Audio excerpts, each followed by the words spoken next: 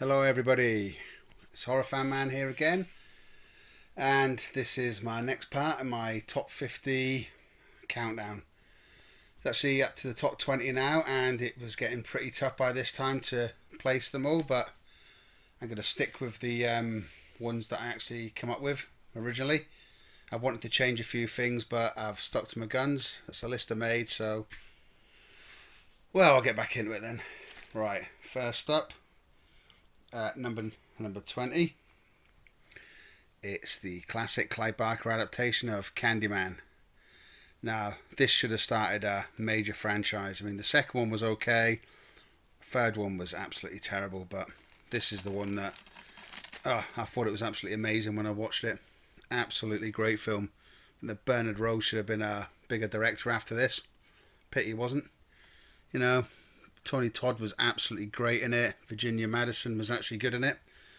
Yeah, everything about it was great. Just the Candyman himself with his hook, his backstory, you know, the way he got away with what he did. I mean, he was just so atmospheric. It was absolutely brilliant. You know, and it even worked when they changed the location from I think it was Liverpool to actually Chicago. You know, still kept it really good. So yeah, this deserves a new film. I think not a remake. I think they should just do a proper part 2 to this one. But, you know, here we go. That's that, Candyman. That's number 20. Right, number 19 is absolute classic that everyone knows about. It's An American Werewolf in London. This film just blew me away as a kid. You know what I mean? Absolutely brilliant. Just love everything about this. You know, the location, you know, the acting, the comedy elements to it as well, and obviously, like everyone knows, the transformation was just brilliant. I mean, John Landis done a brilliant job with this. Pity about the sequel, American Werewolf in Paris, which was absolutely terrible, but this one was just brilliant. Everything about it, I mean, you can just watch it again and again. I mean, it's come on the Horror Channel here in England a few times, and I just end up watching it. Yep, I just love it. Also like this artwork here as well. It's pretty cool. But yeah, this is a classic one. You know, the end, Piccadilly Circus, when it's in the porno cinema.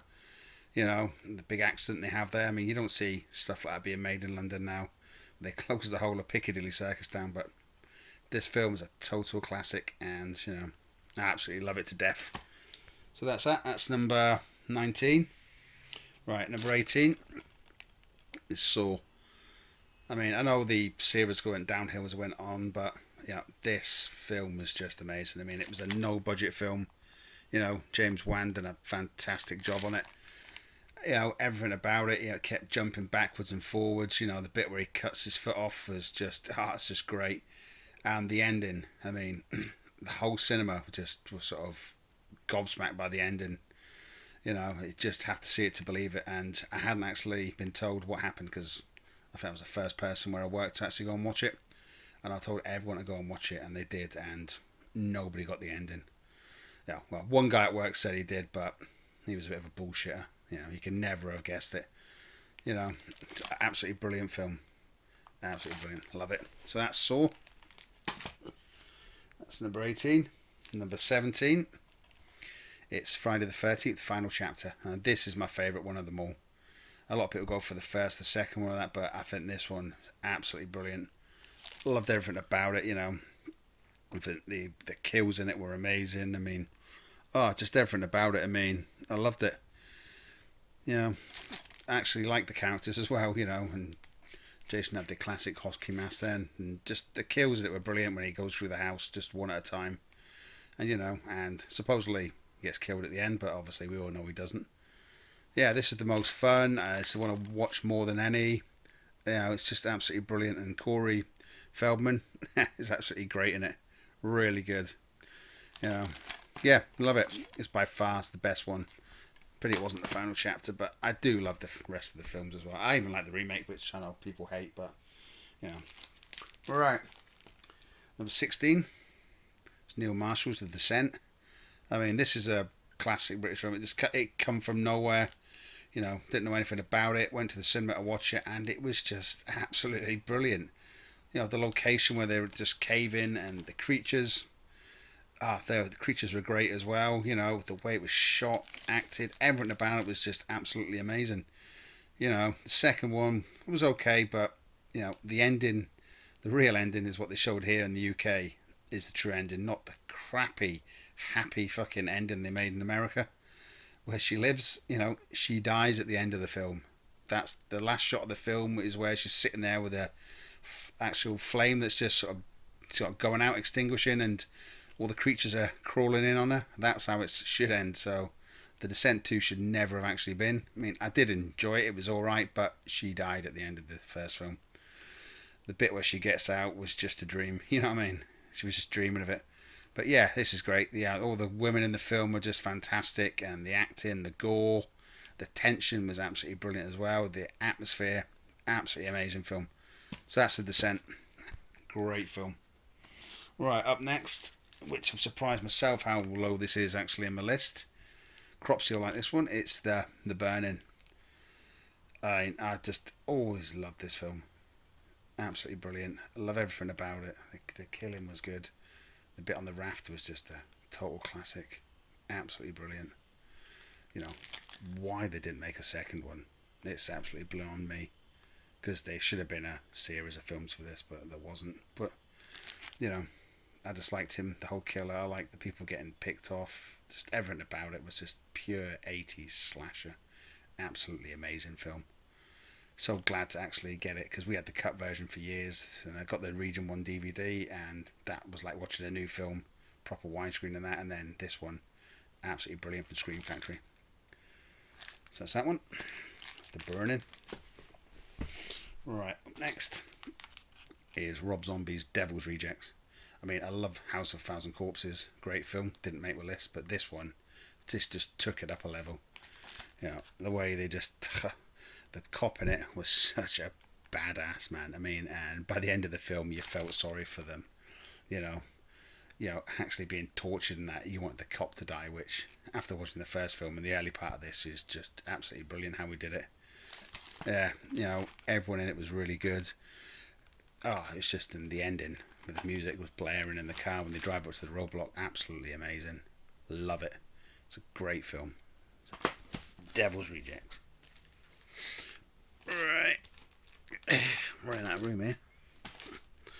Right, so that's that. So Devil's Rejects was number 14, so number 13 is this. Absolutely brilliant. Original Maniac. I mean, the remake was good, but this one was just fantastic. I mean, I had to import this because it was, you know, cut to shreds in the UK. So actually to get this, oh, I love it. You know, William Lustig just done an amazing film.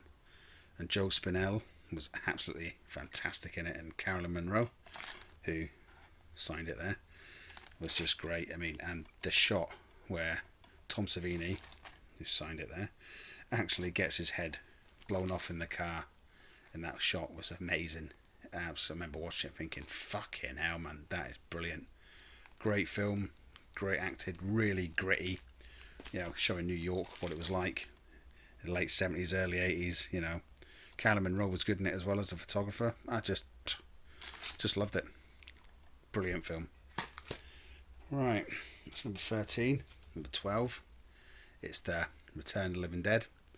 I mean, this is just a film I rewatch. I mean, I've got the old VHS, I've got the DVD, and this is the Blu-ray Steelbook.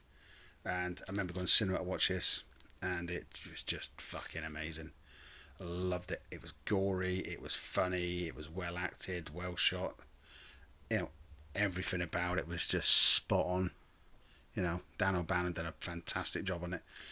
And, you know, I just like the fact it's got an unhappy ending as well, which is the things I love in films. I hate happy endings, which is why I love horror films so much.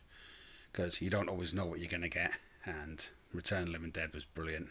You know, I love it, especially the bit where the guy kills him in the ambulance and asks for more paramedics, and every time anybody arrives, the zombies just getting him, you know. And the opening bit where they actually, in the warehouse, where they actually wake up after being gassed and they have to kill that fucking dummy, reanimated body, was just fucking hilarious.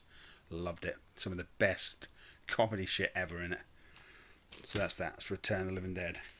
Right, finally, my number 11 is the other classic. It's John Carpenter's The Thing. I mean, this has to be probably be one of the best remakes ever. And, you know, it was just an amazing film. I loved it. You know, there's no love stories to slow it down. There's basically no women in it. It's just full on greatness.